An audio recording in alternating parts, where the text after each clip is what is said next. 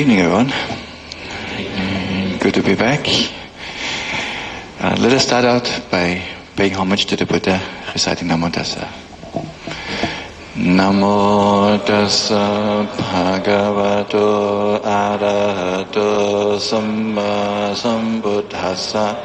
Namo Tassa Bhagavato Arahato Samma Sambuddhassa. Namo Tassa Bhagavato Arahato Samma Sambuddhassa. Any parties, color? Coming up again. No battery, no. Yeah. Turn it off and on. Comes. Maybe the battery low. Let's try one third time. Any Pali scholars here? Pali scholars? Raise your hand. Not so many. 1, 2. You know, it's out.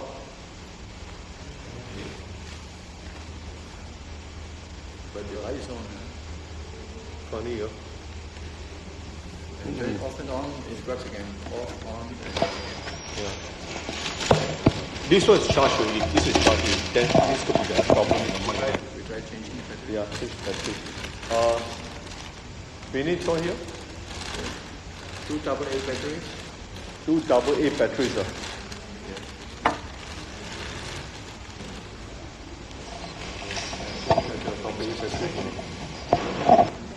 It's really got AA battery, is it?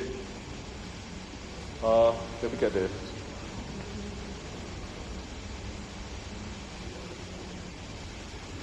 Anyway, if a few minutes then to meditate, also not bad. So, good way of meditation. You just want to calm down and tranquilize the mind. Is by simply coming back to the breath. Just watching the breath going in and the breath going out. So let's see. For that purpose, actually, we can close our eyes. It's quite nice with closed eyes. Simply observing when the breath goes in, the mind understands in.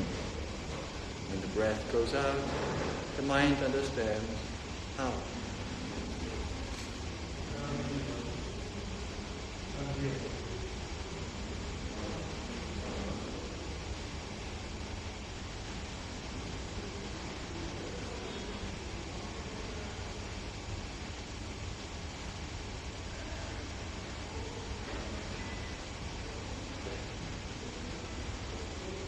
We are not trying to make the breath long or short.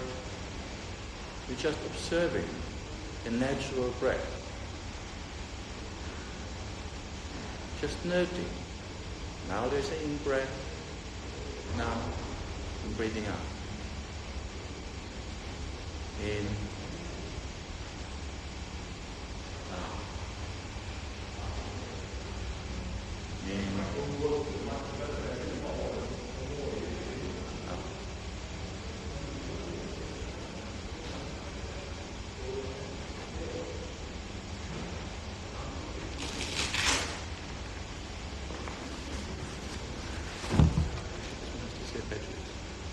This one we charge with spare battery.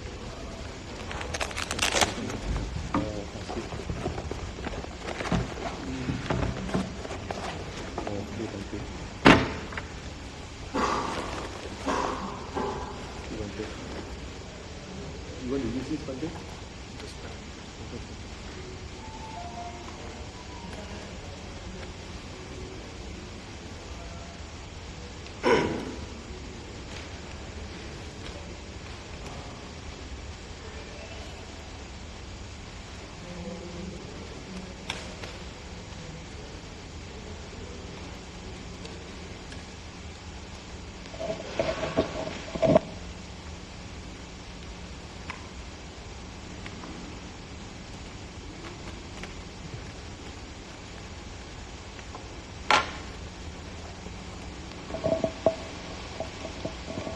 Okay, let's see how long it lasts before it enters Parinibbana again. It's Kusinara supposed to happen, right? Everything enters Parinibbana here, even the microphone. Actually, just now we were undertaking not the precepts, but we're paying homage to the Buddha. Traditionally we do that by reciting Namo Tassa 3 times. And here, many of us also, we believe in a future Buddha being not a man, but a woman. Is it true? Because many of you are chanting Namo Tassa. Long A.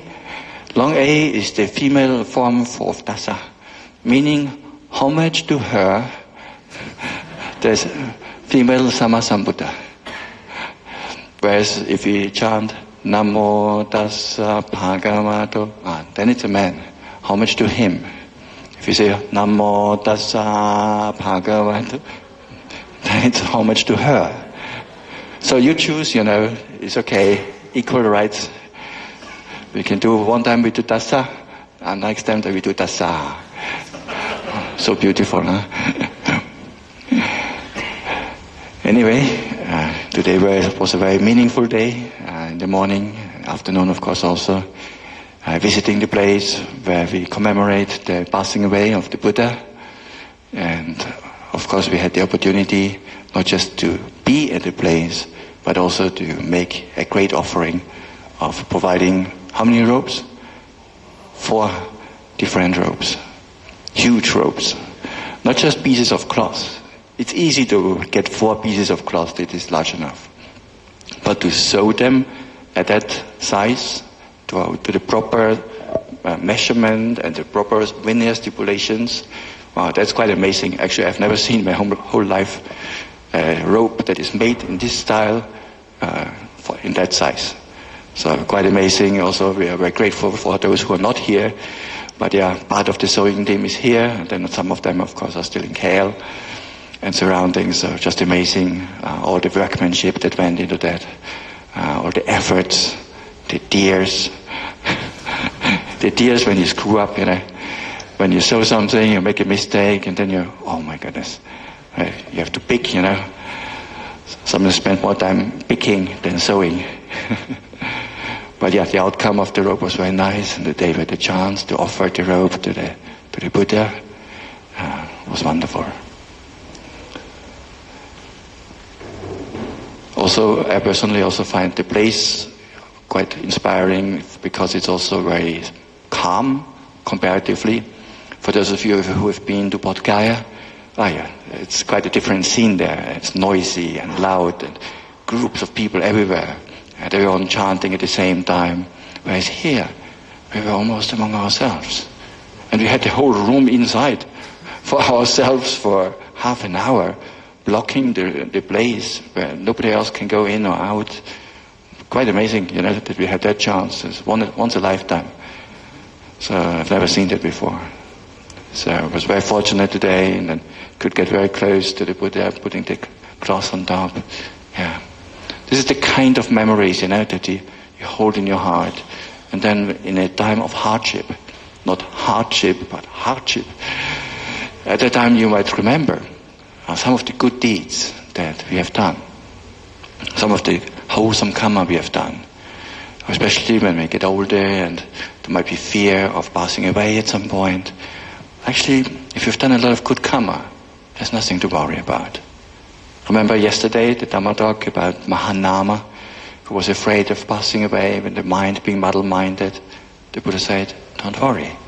Who is somebody who for a long time has cultivated the mind in generosity, wisdom, learning. The mind will go upward. No worries. So these are the kind of actions, the kind of deeds we can be proud of. And it's a wholesome pride, joy, by remembering the good deeds we have done. So this is one of the ways how we can pay homage to the Buddha, and we have done it together, so it's very meaningful in this way. But there are so many ways of how humans and devas are paying homage to the Buddha. And in the Mahaparinibbana Sutta, actually there are quite a few examples mentioned there.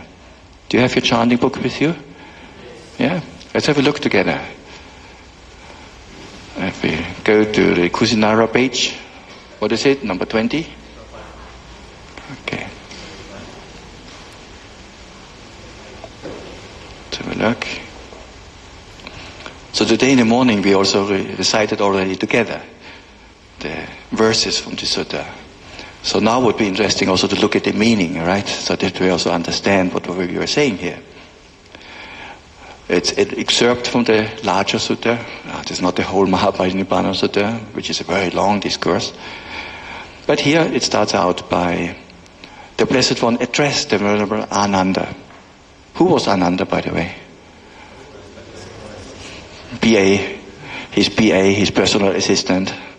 So looking after him, whenever the Buddha would go somewhere, the Venerable Ananda would spread a cloth for him to sit down, prepare his seat. Or when the Buddha is sick, he would prepare medicine. Or people want to see the Buddha, he would make sure that they come at the right time. So he was taking care of the Buddha very well. And also he had this fantastic memory, isn't it? Nanda could memorize all the suttas just by heart. You know? No MP3 recorder, no YouTube channel. I don't know, but I've never heard of Ananda YouTube channel. So he could remember all of that. So here Ananda, or the Buddha, says to Venerable Ananda, in full bloom, Ananda, are the twin sal trees with out-of-season flowers. So at that season, when the Buddha was here in Kusinara, these trees were not supposed to bloom at that time. But now suddenly they're in full bloom. They shower, strew and sprinkle on the Tathagata's body in honor of the Tathagata. So the flowers falling down, landing on the Buddha. A little bit like for us last time when we were over there at, where was it? Where we were showered from the Bodhi tree. Exactly, the Buddha's birthplace. So we were also showered by seeds falling from the tree. So the Buddha was showered here at Vasadi, at Kusinara, with flowers from the sal trees. Also heavenly coral tree flowers are falling from the sky. They shower, strew and sprinkle on the Tathagata's body in honor of the Tathagata. Heavenly sandalwood powder, dew, is falling from the sky. Sandalwood smells very nice, so you can imagine the fragrance. They shower, strew and sprinkle on the Tathagata's body in honor of the Tathagata. Not just that, but also heavenly music is playing in the sky in homage of the Buddha. Heavenly songs too are sung in the sky. But, and it's interesting, the Buddha says, but, Ananda, it is not to this extent that the Tathagata is worshipped, or respected, or venerated, or honored, or paid homage to. Rather, Ananda, so it's kind of surprising, the Buddha gets all the special treatment from flowers and trees blooming out of season, yet he says that's actually not 100% the right way of paying homage to him. It's not to this extent. Rather, Ananda, the monk or nun, or male or female lay follower who dwells practicing the Dhamma in accordance with the Dhamma, practicing respectfully, living in accordance with the Dhamma, this is the person who worships, respects, venerates, honors and pays homage to the Tathagata with the highest honor. Paramaya Bhujaya, with the highest, with the supreme honor. So the Buddha says it's actually not all these offerings that are being brought, like tea and flowers and incense and light. Yeah, it's all okay. But actually the best way how a disciple, or a monk or a lay devotee honors the Buddha is by practicing the Dhamma, by putting the teachings into practice in our own lives. That's actually the highest honor that we can give to the Buddha. So then the question, did we do this today? We gave him cloth, but then that's maybe not the highest honor according to this sutta. But then what did we do afterwards? We came out and then so many of you sitting meditation, walking meditation, for quite a while actually. And sometimes it was hot, then it was cooling down in the afternoon, in the evening. So this is actually the way how the Buddha would say, that is the highest honor that we can pay. Actually, putting down incense, flowers, it's quite easy, isn't it? You can just go to a shop, buy all of that, put it there, sadhu, sadhu, move on. But the Dhamma practice, that is sometimes not so easy, is it? The mind is wandering like a horse or a monkey sometimes. Sometimes all kind of thoughts and emotions might be coming up. But this is the type of practice, the kind of practice, where the Buddha says, in this way we truly pay honor and homage to him. And I was often wondering, why is it that the Buddha says, by the Dhamma practice? What does he get out of us practicing the Dhamma? What's his benefit of that? Any idea? What's the benefit of a Sammasambuddha if we practice the Dhamma?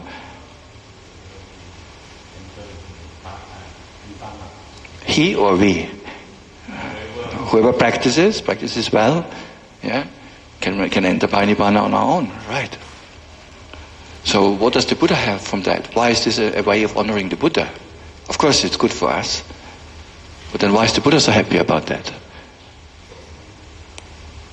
Well, in order to speak of a Buddha meaningfully, it's not enough just for him to become a Sammasambuddha, teach the Dhamma, and nobody practices it. What's the benefit of teaching the Dhamma? It is that we follow his instructions, that we look at the guidance that he gives and then practice accordingly. If we don't do that, then we don't need a Sammasambuddha to begin with, right? So his whole mission of sharing the teachings for 45 years is meaningful only if there's somebody who practices it. If we all say, no, we are not going to practice because we have other things to do, or we're not going to practice because we also want to become Sammasambuddhas, we want to become future Buddhas, therefore we don't want to become Arahants, then useless, Then what's the benefit of having a Sammasambuddha? And then later maybe if you become a Sammasambuddha, maybe you will have disciples who also say, no, I don't want to become an Arahant either. I want to become a Sammasambuddha. Then never ever anyone, only one person at a time, enters Nibbana, or others are already waiting until the sasana dies out and then getting a chance to be ourselves a Sammasambuddha, discovering the Dhamma anew. But that would be quite a waste of time and resources. So the Buddha is happy and delights when people practice the Dhamma and strive for liberation. That's actually the purpose of having a Buddha. And that's also why in the suttas, in the early discourses, there's not a single sutta where the Buddha encourages, maybe you also can become a Sammasambuddha. Maybe you should also practice or develop the parami so that you can also become a Buddha in the future. Nothing there. But he encourages us to practice the Dhamma, to become enlightened, awakened, to get out of samsara. That's the purpose of having a Buddha in the first place. That's very important actually. So today when we were sitting there under the trees in the afternoon or in the morning, if the Buddha would see us, of course he cannot see us, he has entered by Nibbana already, but if he would see us, he would be happy, he would be proud, he would be glad to see, I have not been wasting my time, I've taught the Dhamma for 45 years, and even 2,500 years later, people are still practicing, coming all the way from Malaysia. Who would have thought, From a non-Buddhist country. Of course, we would expect many Thais to come, Burmese, Sri Lankans. But then from Malaysia, it's quite unusual, isn't it? And from all over the world nowadays, we come here in honor of the Buddha. Yes, we make offerings, but actually the greatest honor we pay is by practicing the Dhamma. So a big sadhu to all of you who have been doing that, and in this way really pay homage to the Buddha in the highest, in the supreme way. Let's say sadhu 3 times. Sadhu, sadhu, sadhu. And then the Buddha continues actually, not enough, says, therefore Ananda, bear this in mind. We will dwell practicing the Dhamma in accordance with the Dhamma, practicing respectfully, living in accordance with the Dhamma. That's how, Ananda, you all should train yourselves. And then he says, in the Dhamma and Vinaya, in the Dhamma and discipline, Subhatta, where the Noble Eightfold Path is not found, no ascetic is found there. So now he turns to Supata. So he says, in a teaching where there is no Noble Eightfold Path, here he's not referring to his own teaching, but to maybe the teaching of other ascetics, or some teachers, contemporaries of the Buddha. So they also have their own doctrines, and they also call their teachings the Dhamma Vinaya. But then the Buddha explains that, yes, they can have the Dhamma Vinaya, but if the Noble Eightfold Path is not found in their teachings, then no ascetic is found there. What does he mean with no ascetic? Because he also says, also no second ascetic. The third ascetic also is not found, and the fourth ascetic. What are these four ascetics? Any idea? The four Arya stages, exactly. The stream enterer, once returner, non-returner, and Arahant. So in a teaching or in a tradition where there's no Noble Eightfold Path, maybe there could be some teachings about virtue, or maybe even about samadhi or mindfulness, but only one or the other path factor, not all eight. Then it's not possible to get liberated. So there will be no stream enterers, once returners, and so on. But in a Dhamma Vinaya, where the Noble Eightfold Path is found, the ascetic is found there. The second ascetic, the third and the fourth ascetic, they are also found there. Now, Supata, in this Dhamma Vinaya, the Noble Eightfold Path is found. The Buddha taught the Noble Eightfold Path, obviously. Here only, Supata, is the ascetic found. Here is the second ascetic found, the third and the fourth. He even goes to say that empty are those other schools of ascetics. If Supata, these monks were to rightly live the holy life, the world would not be empty of arahants. Referring back to his own monks, so if the monks practice the Dhamma accordingly, then the world will not be empty of arahants. But of course, if we stop practicing, even though the Buddha was teaching, but if we don't follow the Buddha teachings, then of course also the world could become empty of arahants. Then the Blessed One addressed Venerable Ananda. Perhaps, Ananda, it may occur to some of you, the teaching is without a teacher. We no longer have a teacher. Remember, this is about the Buddha just about to pass away. He's lying there, sick, old, having had his last meal, his last supper. Not supper, monks are not eating at night. His last meal in the morning. By the way, does anyone know what was the last meal that the Buddha had? What did he eat? Huh? Okay, what is that in English? Pig's delight. Some pork. Actually, it's a matter of controversy. Some traditions say pork, others say mushrooms. So different interpretations. In fact, whole books have been filled by scholars debating on what the Buddha was eating. Cracking their heads 2,500 years later. I think the Buddha ate this. I think the Buddha died from that. And then they look at the medical textbooks or at the symptoms. Oh yeah, you see this fits with this. Anyway, in the end it doesn't matter. Whatever he was eating. And actually the Buddha said it's not because of that meal he was passing away. I mean, everybody who dies has a last meal, right? One meal is always your last one. We don't know when it will be, but one will be the last one. We cannot blame the cook for offering the last meal, right? Because one happens to be the last one. It could be the best meal ever. Still, you might die. So in the same way for the Buddha said, nothing wrong with the meal. Meal was okay. Don't blame. And in fact, the person who was offering the last meal to the Sammasambuddha makes great merit by having had the chance to offer the last meal just before entering Parinibbana. Likewise also the person who happens to offer a robe to a monk who, by wearing this robe, subsequently becomes an arahant. That the Buddha elsewhere has also pointed out to be of great merit. So if you happen to offer a robe to a monk who is first a puthujjana, and then he practices, and eventually, while wearing your robe, he becomes an arahant, then the merit is also incredibly high. So you can try your luck with the monks of SPS, you know. I don't know. I don't know how. Maybe no Buddha-janas left there. Who knows? Everybody Arahant already? I think you could still have a chance for that.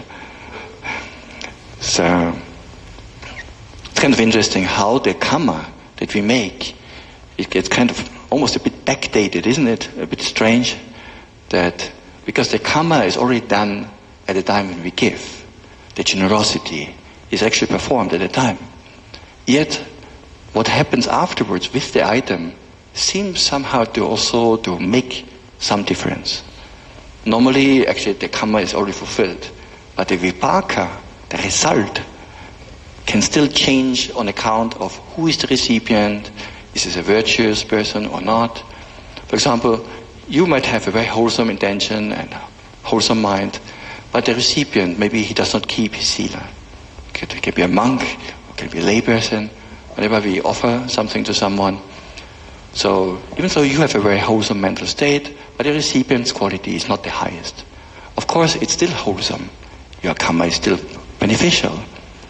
But compared to finding a recipient who is very virtuous, keeps the 5 precepts meticulously, then the same karma that you're doing produces better results by giving to a virtuous person. And then even better than that, if we can find a person who is not just a virtuous person, but even an Arya, or maybe not just an Arya, maybe even an Arahant, maybe not just an Arahant, but even a Sammasambuddha, or maybe even a whole Sangha with the Sammasambuddha. So these are all the possibilities. So somehow that still affects the merit and the outcome of the wholesome deed. Okay, so it is also Parinibbana. Can I borrow someone's chanting book maybe? So Kusinara is a very interesting place. Don't bring any new items here.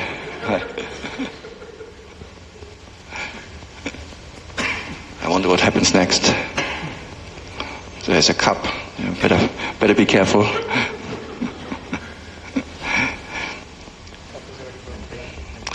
Right. It's okay. You can charge later. Yeah, thank you.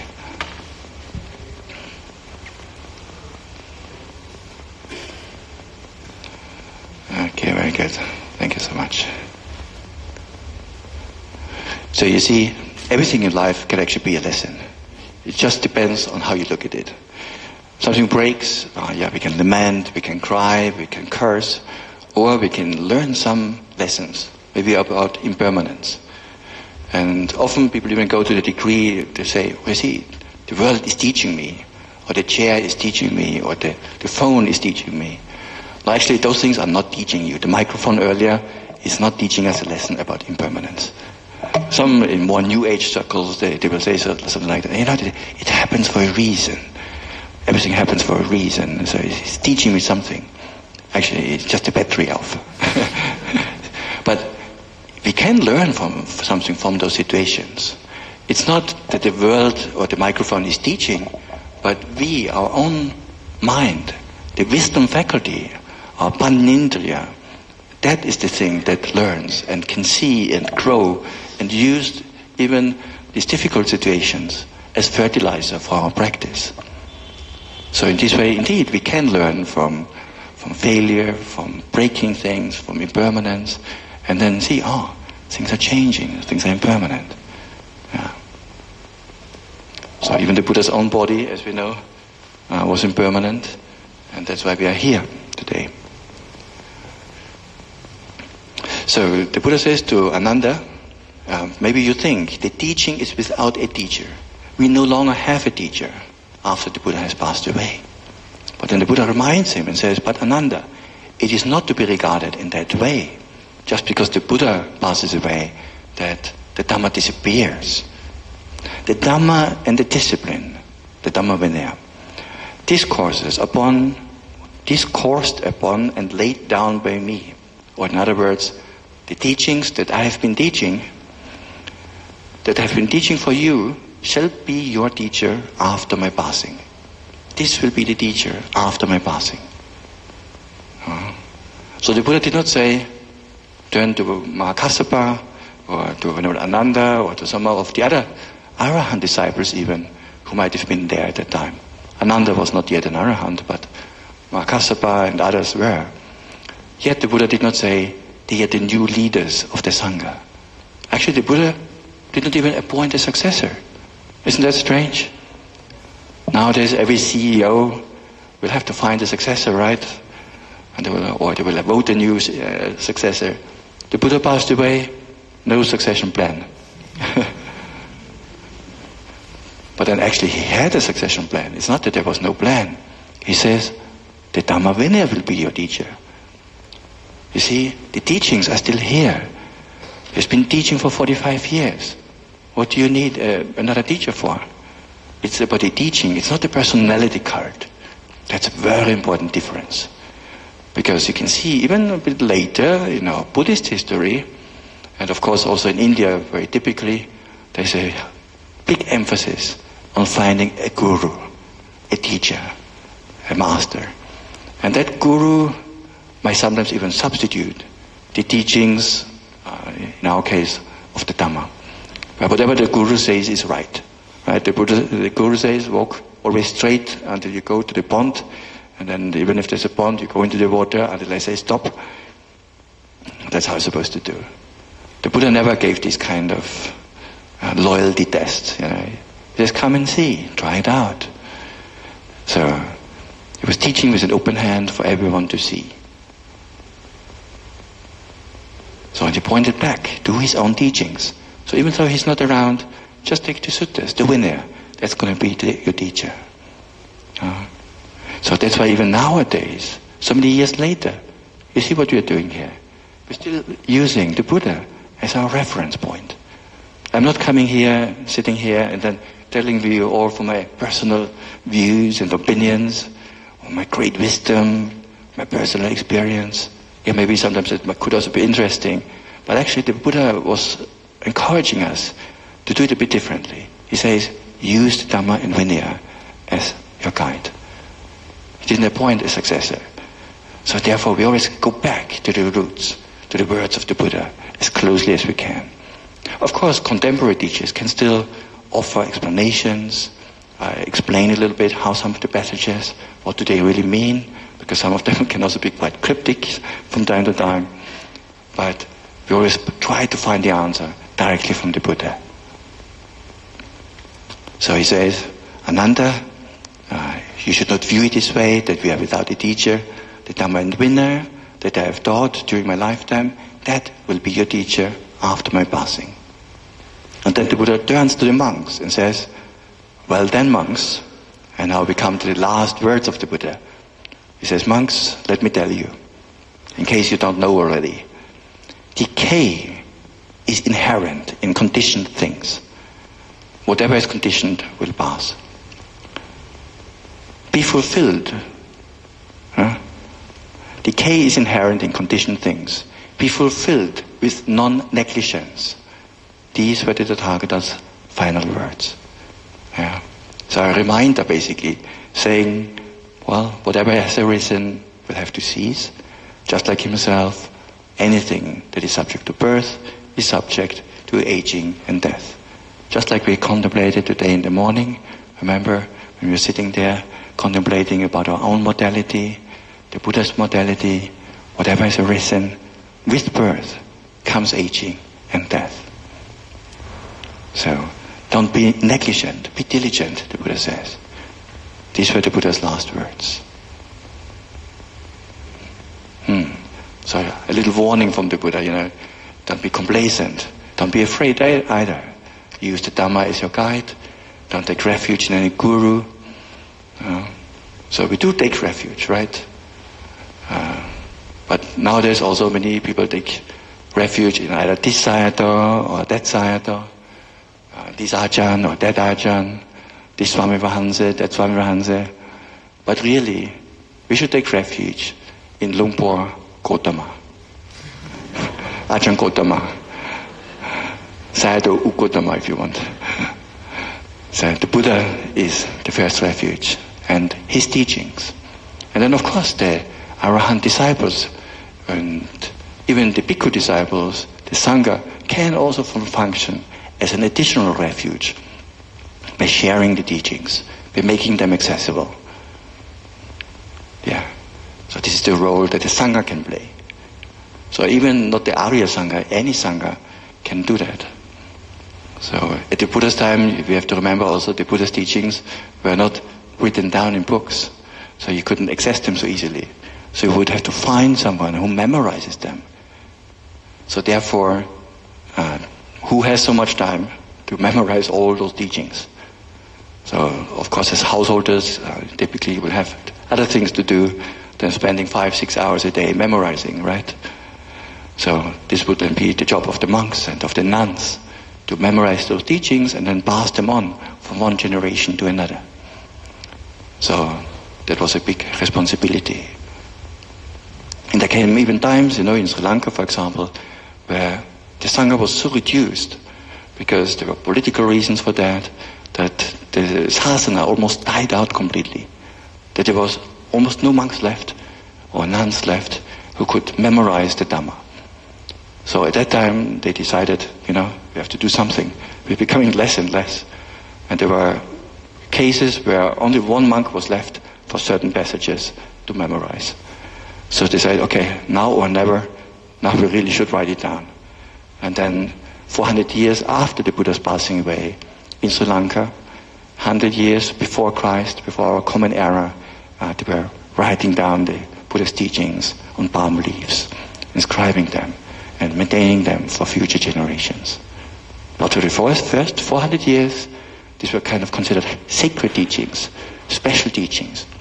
You don't just write it down on a piece of paper. So it's too special. You should have it in your heart, in your memory. So only in this way, holy texts, were passed on in the early years. But then, by necessity, since the Sangha was shrinking, then they did decide also to write them down. And I think we're quite lucky and fortunate nowadays that the Sangha has made that effort, and now we still find the teachings all over the world. So now the danger is very small because we find the Dhamma maybe not anymore by memory, but you can find it on the internet and on servers and CD-ROMs and whatever medium. Okay, so that was the Buddha's teaching for this occasion. So what is the main takeaway for you? What was the core message that the Buddha was leaving behind for us? How would you summarize it? Strive diligently, exactly. Don't be negligent, don't be lazy. Anything else?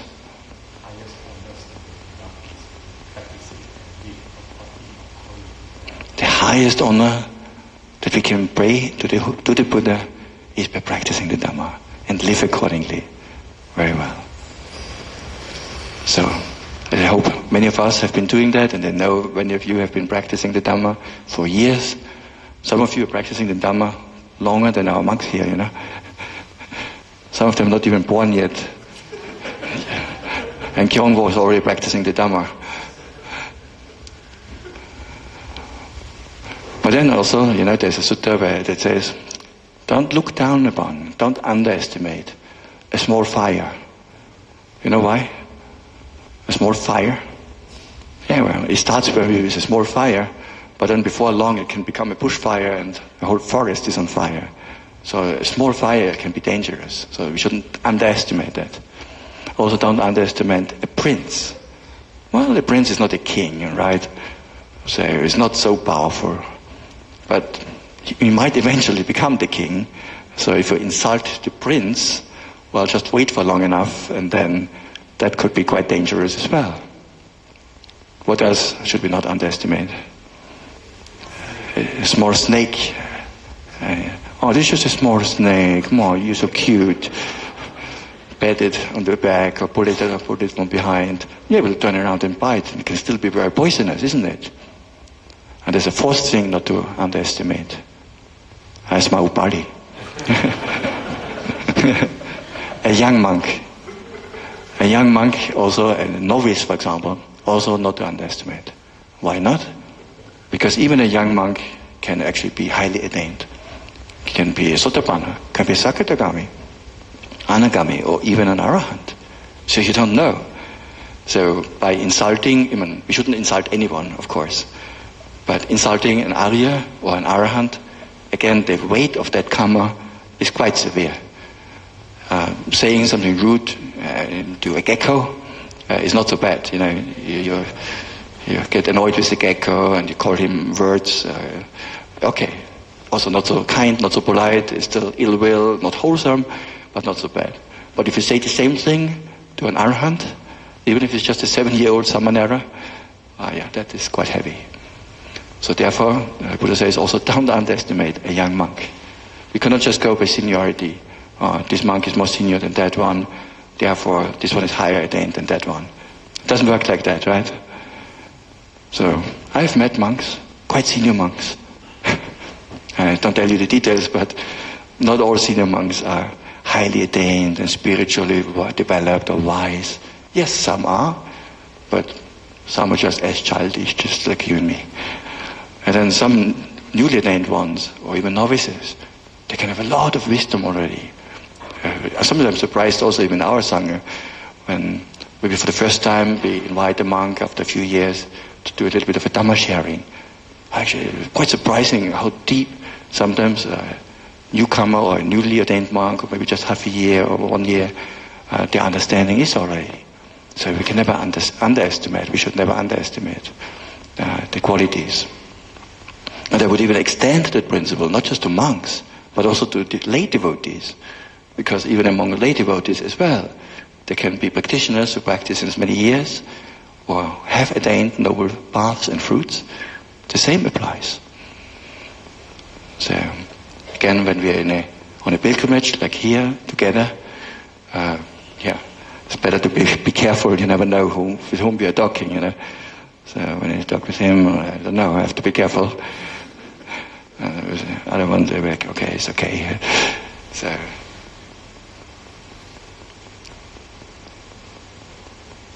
maybe at this point also what we can do, speaking of talking and conversations, maybe we can open up a little bit for questions, either about the Dhamma in general, or what we have discussed now here, or meditation. Could be interesting also. So if you have anything you wanted to ask, now is the time. Okay. We have only one microphone, so you can just shout out if you have anything. Just raise your hand. It's okay. Yeah, Meiling. Again, were you here this morning? Did you join our breakfast? Oh, that's why. Because we did that today, this morning, we introduced all Sangha members, one after another. Okay. So maybe in this case, you can introduce yourselves. What's your name? I can give Bhante the honor. You really trust that I will introduce you in an appropriate manner? At your risk, okay? So yeah, one is Venerable Sudhira, coming from Poland and Canada, dual citizenship, and ordained in Sri Lanka in a tradition where I also spent some time earlier in my monk's life. And now 2 Vasa, 3 Vasa already. 1 Vasa in SBS. He had already 2 when he came. And he joined us before Vasa this year.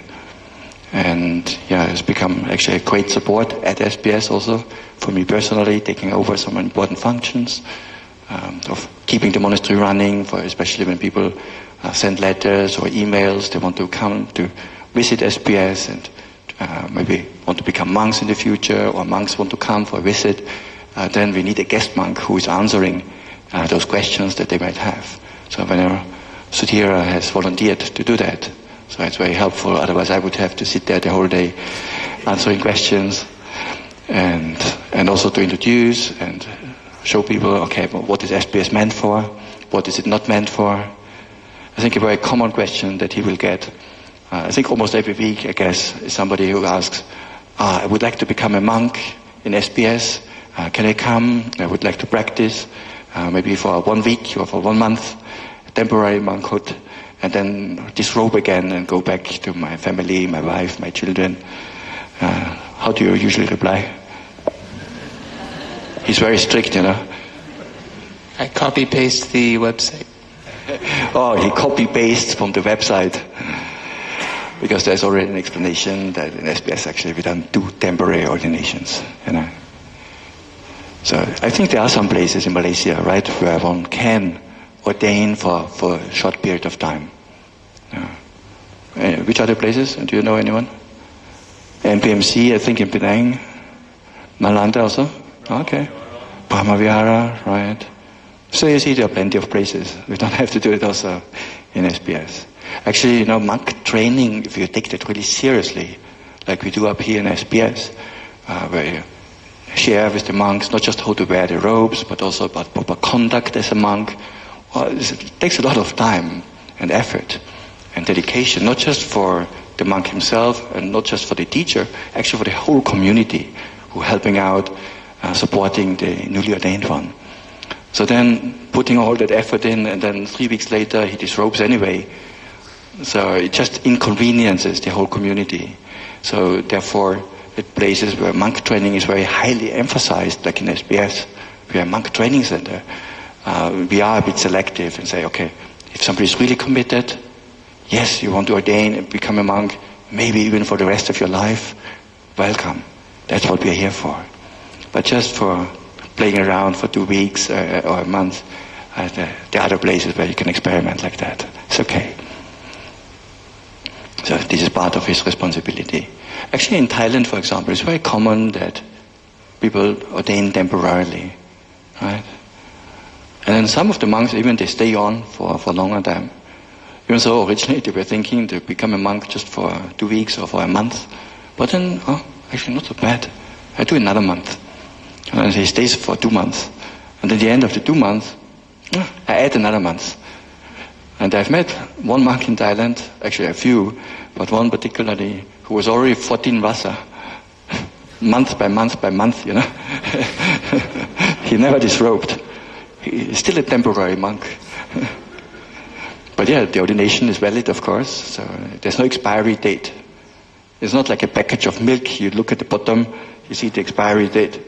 For the monks, even if you turn them around, no expiry date. So, don't do it, but... Yes?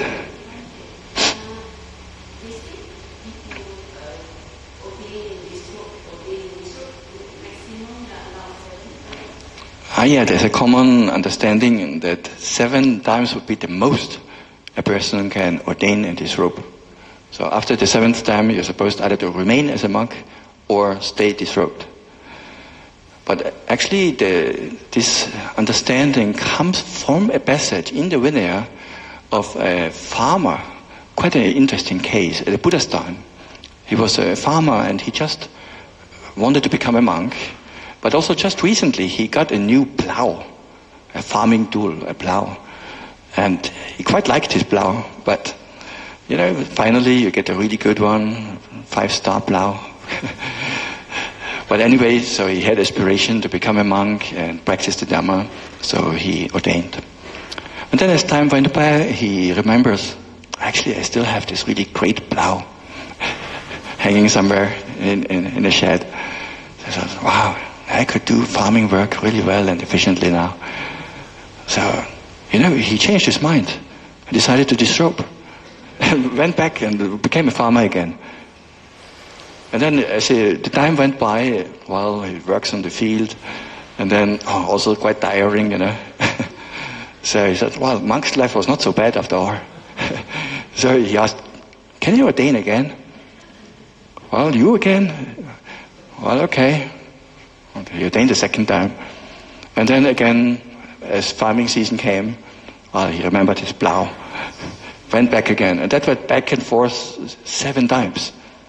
And then after the 6th time ordaining, 7th time ordaining, he finally practiced well enough and became an arahant.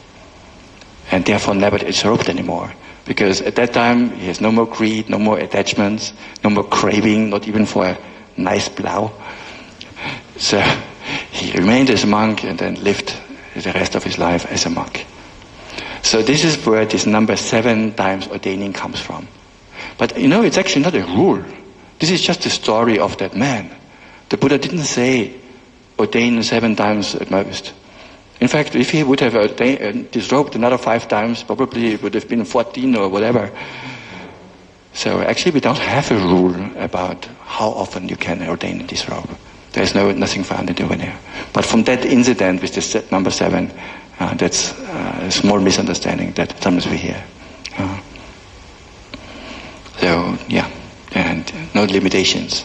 In fact, in Myanmar, the people ordain every year at water festival. There's a tradition every year, young men or even older men, they ordain. Some of them, they have ordained already for 20 times and more often every year for a week. Then they go back to the family. So, yeah, it's not uncommon. In Thailand also, there's a tradition. I don't know, did I mention last time? There were a young man, just after school or after university, latest by then, before you start the work. Also, you're supposed to be a monk, at least for a short period. Traditionally, for 1 rainy season, for 3 months. But nowadays, who has so much time? So nowadays, they don't do it anymore for 3 months, often 1 month, or in the cities, often just a week. But then it's still the tradition there, often, a young man, you're not considered to be a real man if you have not been a monk yet. So he has to ordain first, and then he starts his work life. So this is still done quite commonly in Thailand. Right. So also out of gratitude towards the parents, he ordains, and then the parents rejoice. They're so happy. He's a monk now. So, it's a custom we find in Thailand and also Sri Lanka and Myanmar. And in Thailand, in addition to that, also there's this tradition where marriages are also arranged oftentimes. And before you marry, you're also supposed to, at least if by then you still haven't been a monk, also you should temporarily become a monk first. So also otherwise he's not fit to be a husband. So he has to be a monk first. So this venerable ones, they are monks already, so they are now ready for marriage. Are you ready? What do you think? Would I take you along here for India? So, and of course in Thailand, for example, marriages, they are still arranged by the family, partly. Like in ancient India, also the same. On the countryside, in the city not so much. But on the countryside can still be the parents or the grandparents, even when the boy or the girl is still young, they already make arrangements, maybe with a neighbor. When they come of age, they will marry each other. So the marriages are not all love marriages, but they are arranged. And so then no choice lah. So already arranged, so I have to follow. But actually there is a way out, Actually, normally, as the son or as the daughter, if you don't want that person to be your husband or wife, no choice. Because to say no, the whole family would lose face and would really be not good. However, there is an escape. If the young man who is about to marry, if he ordains as a monk temporarily, and then wants to stay on, and then he says, actually, I don't like that girl, but I want to be a monk for a longer time, for the rest of my life maybe. Then society accepts that actually. So then he can stay as a monk, he doesn't have to come back and doesn't have to marry. So then this is okay. And this is not shameful for the family, neither for the bride nor for the husband's family. It's okay then. So if he remains as a monk, and then that's fine. So in this way you can still accept. And then of course after a short time, maybe half a year later, he disrobes. But then by that time it's okay. No questions asked. So, but then first he has to stay for a short while. In Sri Lanka they don't have this tradition. It's quite interesting. In Sri Lanka, if you are a monk, you should remain a monk for life. In fact, they look down on monks who disrobe. And if a monk disrobes, even his own family can happen that there are cases where the whole family wants to have nothing to do with their own son if he has disrobed after having been a monk. one side, it comes because the status and the honor of a monk is so high, they respect it so much, so that they kind of look down upon, how can you go back to the household life? So on the one side, yes, there's this honor there, but on the other side, it also has these advantages, Because if the young man doesn't want to be a monk anymore, but then he also cannot disrobe. So then he will remain as a monk, right? But what kind of monk do you think will he be if he doesn't want to be a monk? He's not striving for Nibbana, right?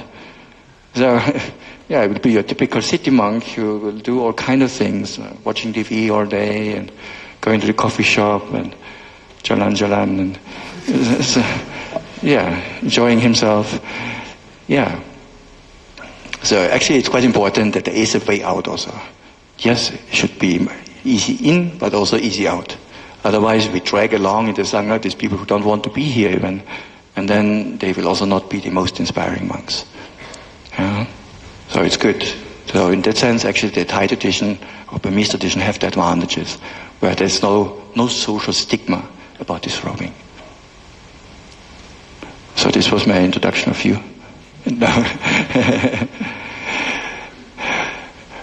Okay. Mm-hmm.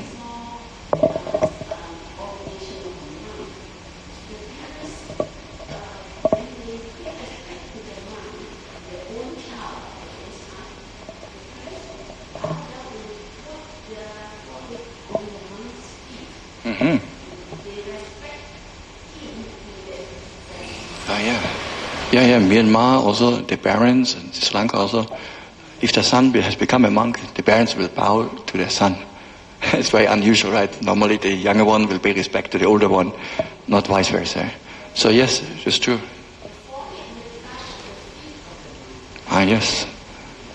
I think I don't know anymore what I'm sharing with whom.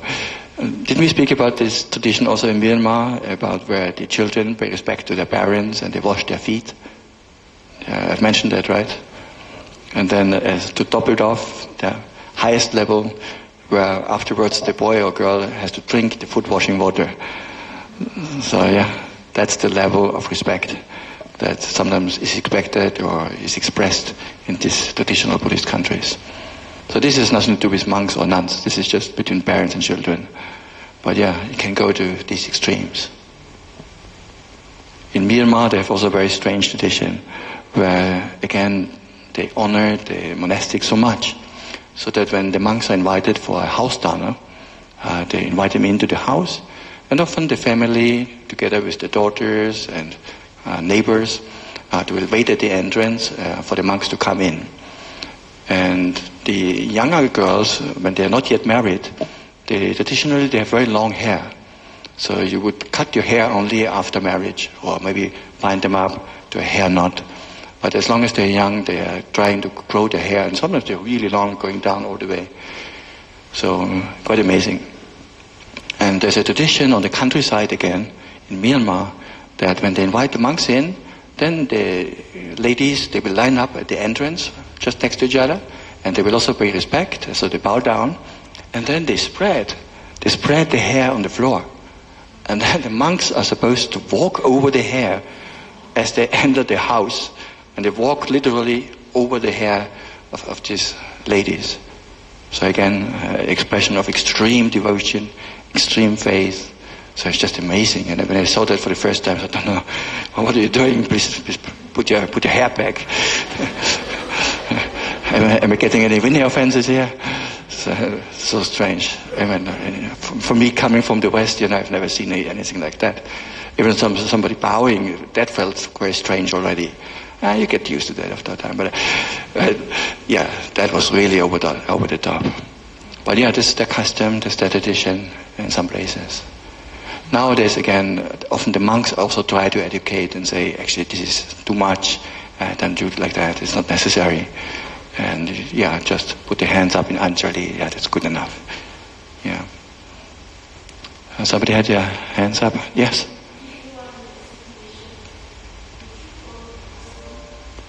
If you want. So, okay, for me, I was in a group. I was not alone. So I was following the monk walking in front of me, and there wouldn't be another way into the room anyway. I would have had to climb through the window, because the whole floor was from both sides covered with hair, because some from this side, some from the other side. So yes, I had to walk along. And also, I couldn't speak Burmese either, so I wouldn't have been able even to explain what is the problem I'm having here. So they would think, well, what a strange monk. He doesn't know anything, you know. So they might even look down on Western monks if we don't follow the local customs. So for me, it was also my practice. I'm not going there to teach. I'm a newcomer. I want to learn. I want to see how things are. I'm not bringing my Western ideas or ideals along with me. So when I go to Thailand, to Burma, to Sri Lanka, I just try to absorb whatever is on offer. And in this way I try to integrate myself as good as I can in their society, following their standards, their customs. And then later maybe, with a future occasion, like nowadays, where we are in Malaysia, where we are not bound to the tradition coming from one of those Buddhist countries, there we do have a choice. Which kind of customs do we wish to import? There's those that we find valuable and worthy and beneficial. Yes, they're good. We can follow them. If something comes from Thailand, from Myanmar, from Sri Lanka, and that is worthwhile and beneficial, yes, we should incorporate it also in Malaysia in our Dhamma circles. But then those things that are alien to our custom, to our Chinese tradition, or to our common sense, we don't have to import everything, right? And that was very much the reason why Bhante Akachita has founded SPS, which is meant to be a non-cultural place where we are free from the influences from all these other traditions, where a local Malaysian can ordain somebody like Madam Upali. Now finally I got the bridge to Asma Upali, he's from Malaysia, where a Malaysian can ordain and does not have to go abroad to a foreign country, to the foreign food, foreign customs, and can train in our own custom, the Chinese tradition, and follow our practices and emphasis, and go back to the roots. What did the Buddha really teach? And focus on the core teachings of the Buddha, rather than all the customs and rituals that have over the centuries crept into all the other countries. So yes, Buddhist countries have the benefits, but there's also a lot of spices that have been added to the Dhamma that are not rooted in the early teachings. Yeah. So that was the inspiration, that was the reason why Bhante Akachita wanted to have a place in Malaysia, in Taiping, for exactly that purpose. And that's also why we are so happy when from time to time not only foreigners coming from all over the world, but also locals like Asma Upali or Ariyadhammika recently, who have ordained here, who have taken on the robes and training in SPS as a monk training center where we can go back to the roots. What did the Buddha really teach? So this is also very much what we are standing for. What else? Where do you come from actually? Where in Malaysia?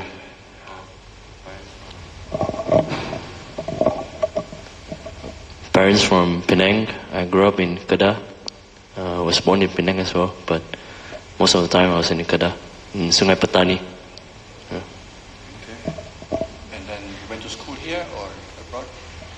I was studying in Kedah and in college in Penang. And then the last year I went to Ireland. I spent 2 years over there and came back. And then 6 months later, I was with Bhante since then, until now. So you went overseas to Ireland for studies, and then your parents were paying for that, and then you came back and became a monk. Sadhu, sadhu, sadhu, you know. And now I understand why your mother was a bit hesitant, having spent and invested all these years into your education. But education is never for nothing. Whatever you've learned, there will be a time, a place, even in the Sangha or any community, where you can bring your skills to the table. Even for the Venerable One also, many of the things that he learned before, you can bring into the Sangha and support the Sangha in various areas. That is very beneficial. So that's also one of the benefits of having people join the community who come from different backgrounds. Some people are skilled in welding. Next ones are trained accountants. The next one is very good at woodwork. So when you have 15 people, people come from different backgrounds. So basically you have a specialist about so many different areas. So sometimes you want to do something or you have a special project. We have somebody here who can do that. Because I would not know any of those things, I'm not a welder, I'm not a carpenter. So it's very useful. So in this way also, with these qualities, education, it will still benefit the person even later in life. Any other questions? Comments? Yes?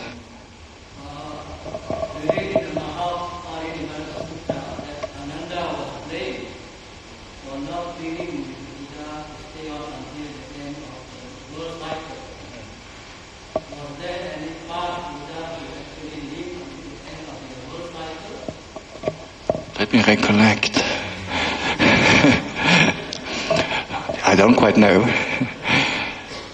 Does anybody know? Maybe from the Chronicles of the Buddha. Now, the Buddha himself didn't say it's like that or like that. Sometimes for this additional information, we often have to look at the commentaries that were compiled and that were filling in some of the gaps. So I'm not fully aware what is the history of past Buddhas, whether any one of them lived for the full world cycle or not. Is anyone aware of that? Any Buddhologists here? But it could be that this is a possibility, since it's assumed that this is a feature that our current Buddha was having, and often is explained that some of these special qualities are shared among also the previous Dhamma Buddhas. So it could well be that the previous Dhamma Buddhas also had that ability to extend their lifespan until the end of the world cycle. Unless they also had the Venerable Ananda who was forgetful, and then they also have to pass away earlier, who forgot to remind the Buddha, right, to extend his lifespan to that degree. So I personally don't know the answer exactly to that, but I would assume if it was possible for our Buddha, it could have been also possible for a previous Buddha. Yeah.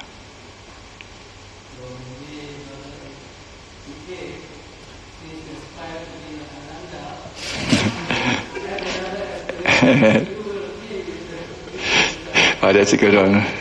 So anyone who aspires to become the future Upadak of a Buddha, please also aspire also not to forget to ask him to extend his lifespan until the end of the world span. So you make an adhitthana in the package. Don't do just the first one, I want to be the chief disciple or the Upadak of the Buddha, and then you're forgetful and forget to ask him to extend his lifespan. Okay? So who will be the future Ananda?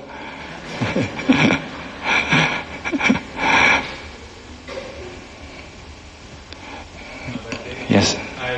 I heard there is a very reasonable explanation on this brother's question. I'm not sure whether it's true or not, but it makes sense to me.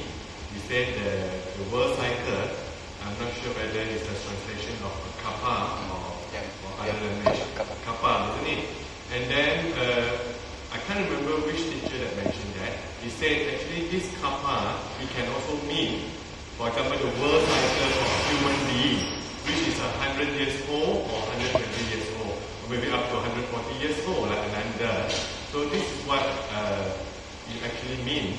So when the Buddha said, or the scripture said, that the Buddha can live until the end of the world cycle, actually it means it's the lifespan of a human being.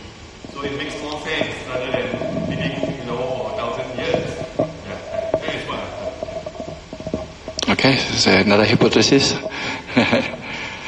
The World Cup is used in other contexts, also in the sense when the Buddha says that the world arises, and then there comes a time where the great oceans, they dry out, or the whole world is consumed by fire.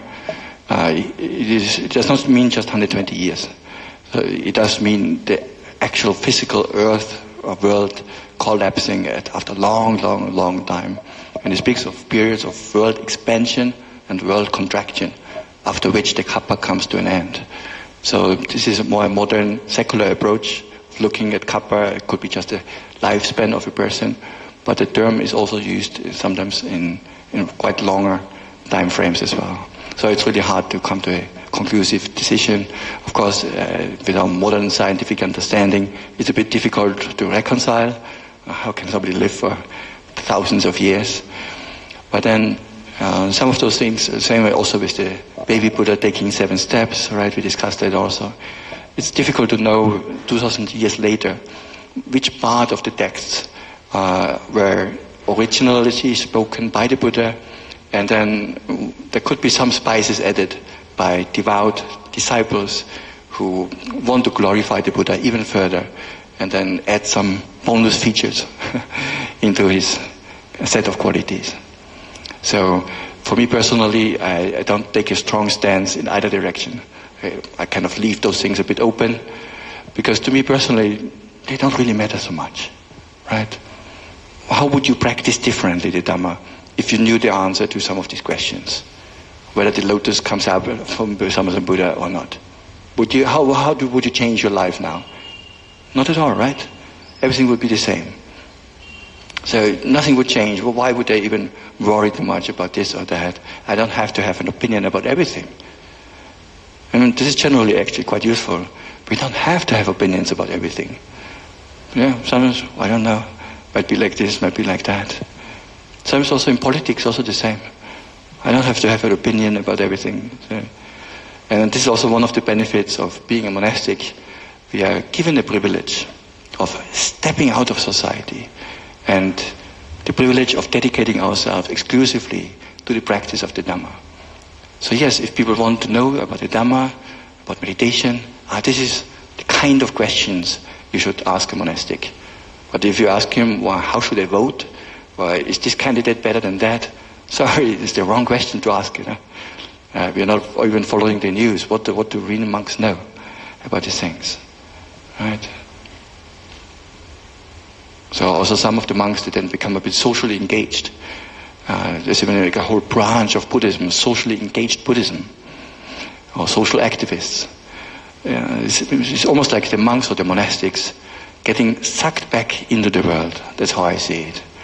Actually, it doesn't have to be our business. Let lay people run the world. We don't have to do that also, right? There are thousands and millions of people much more qualified. They have their degrees in all these different areas. What would we have to contribute to that? But if you want to know about meditation, about the path to liberation, spiritual liberation, yes, there maybe the monks could have something to contribute. Yeah. So it's like going to a shoemaker and ask him to bake bread. Why can't you bake bread for me, going to a shoemaker, or vice versa?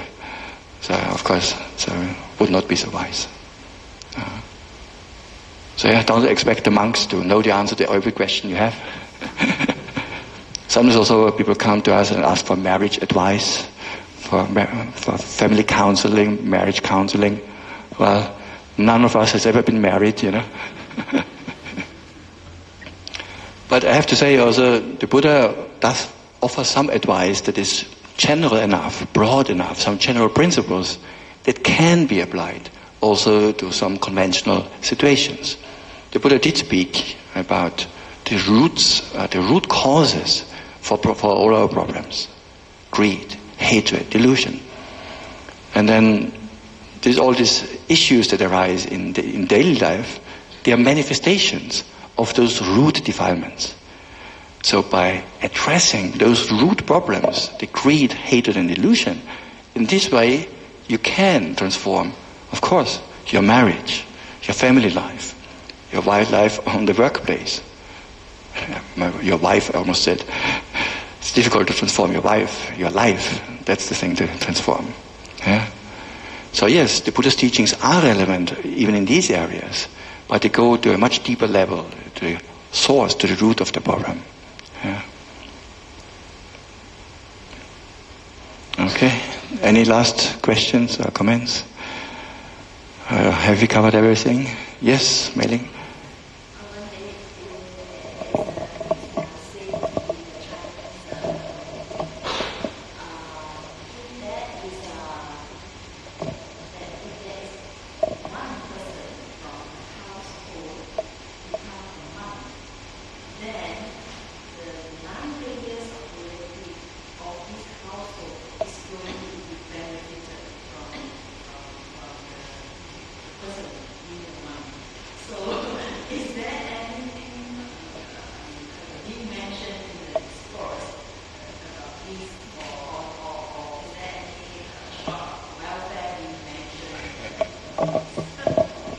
So 9 generations in the future, if one of your sons or relatives becomes a monk, 9 generations in the future, the whole family will go to heaven or go to hell.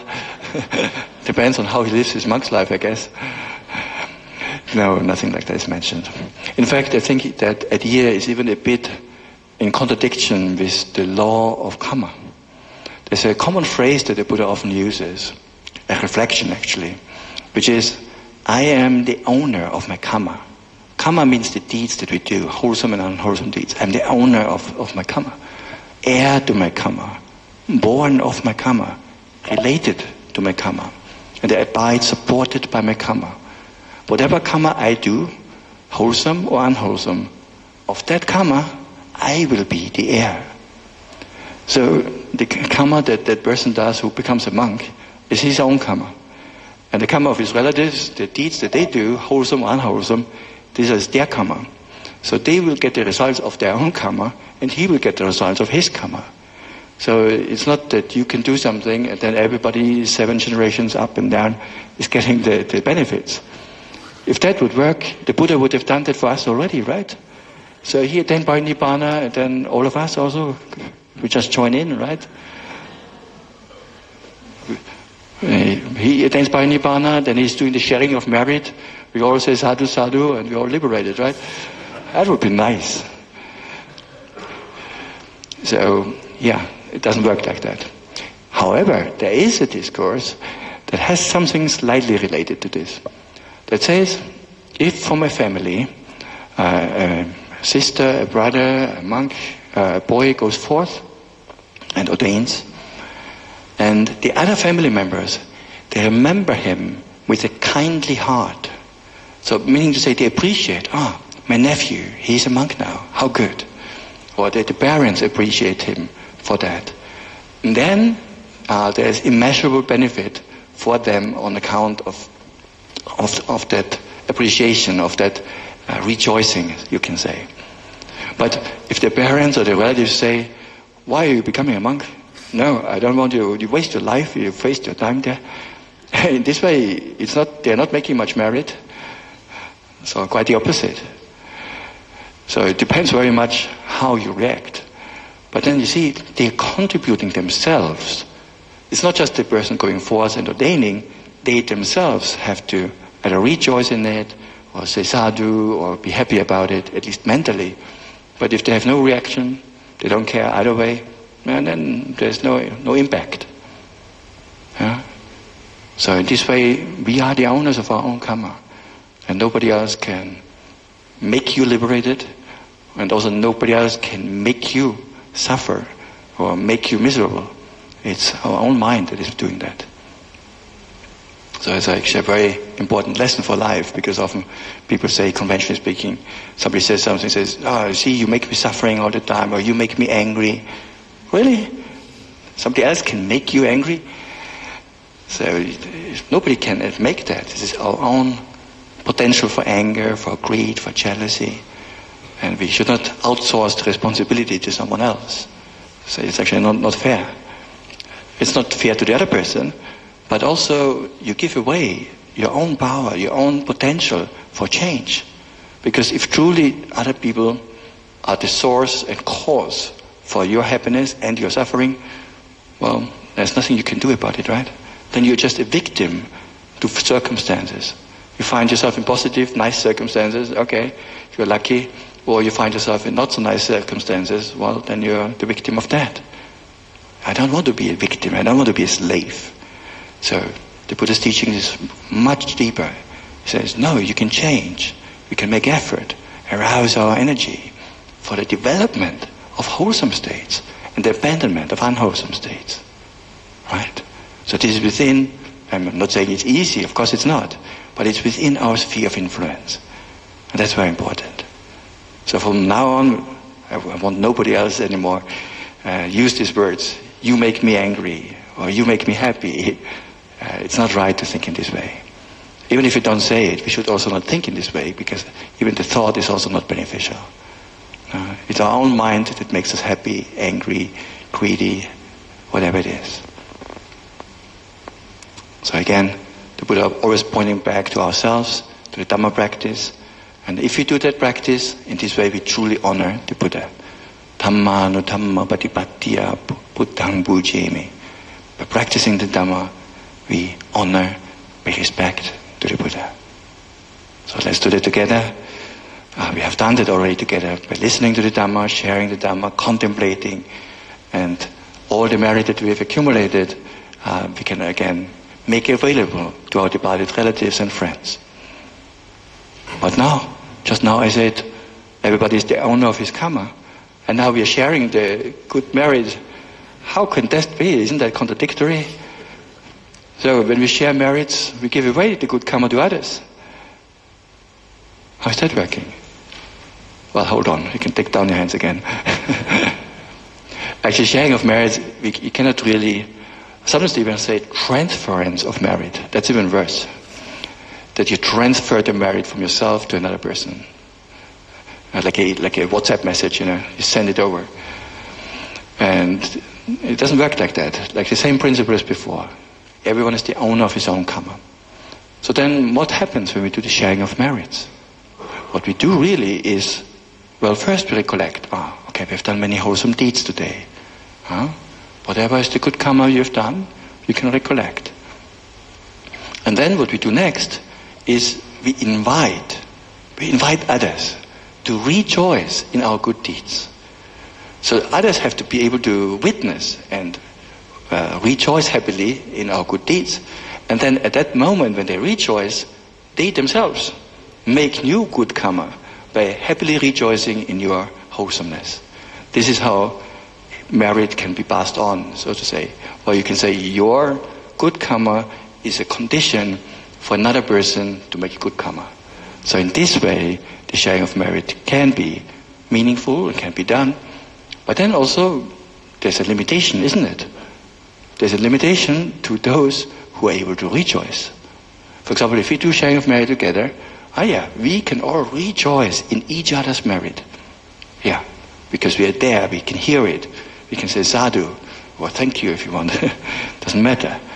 Yeah, but then if your auntie or uncle has been passing away maybe 3 years ago, and meanwhile has been reborn somewhere else, maybe in the Deva Loka, or maybe somewhere as an animal even in the worst case, as a dog or elephant in Uruguay, how can he hear your sharing of merits?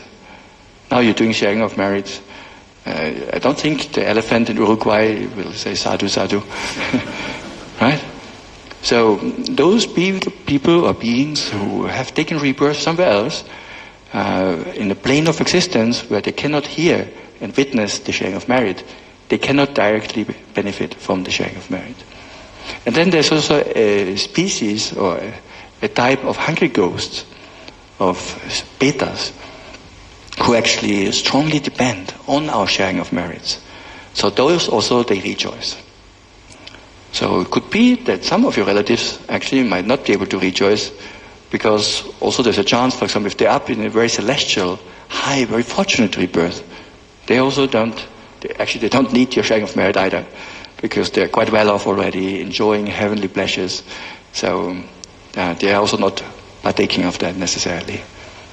But then those who either as a hungry ghost or in a plane where they can hear and witness the sharing of merit, then they can rejoice. So then at the time somebody said to the Buddha, so then what happens if I do the sharing of merit with my relatives and nobody of them is around? what if my relatives are all somewhere else? They have been reborn somewhere where they cannot rejoice.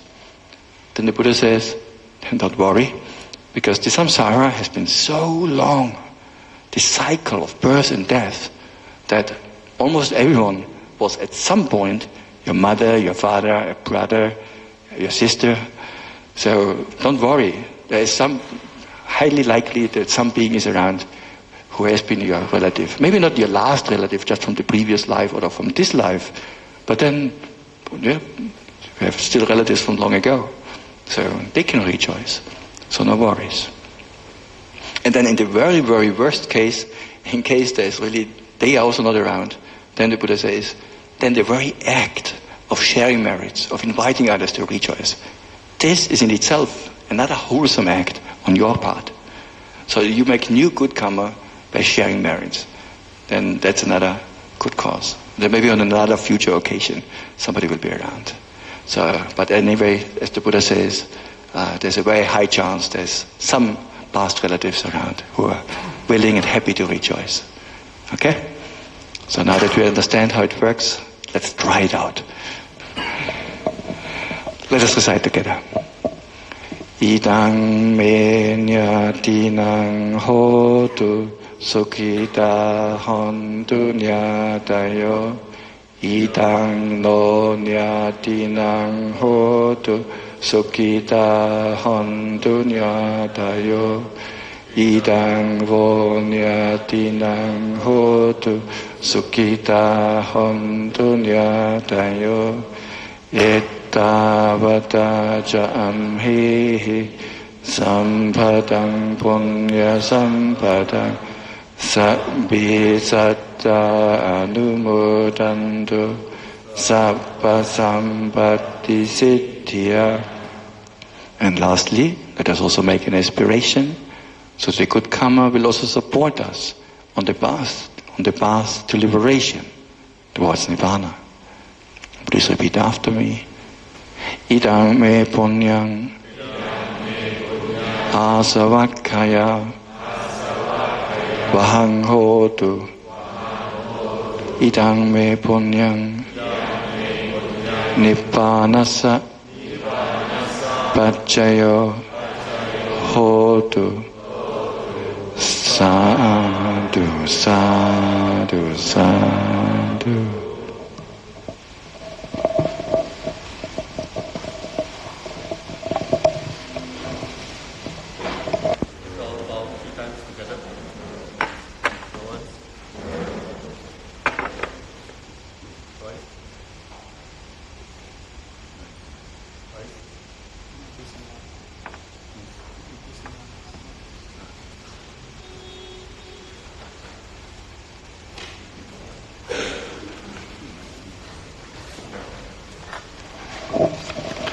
By the way, a bit earlier today, one or two of you have been approaching earlier and were asking, Bhante, are you free at some point for meditation questions or something like that? They were thinking a little bit after lunchtime usually, because the monks were early anyway, finished with our lunch before you, and normally we are waiting for the bus to come because we make a move to our next destination. If any of you would like to come at that time, I would be free usually. So normally I might just sit somewhere at the lobby or around here. So if you see me sitting around and if you would like to have a discussion, Dhamma discussion or some meditation questions, feel free to come at that time. Okay?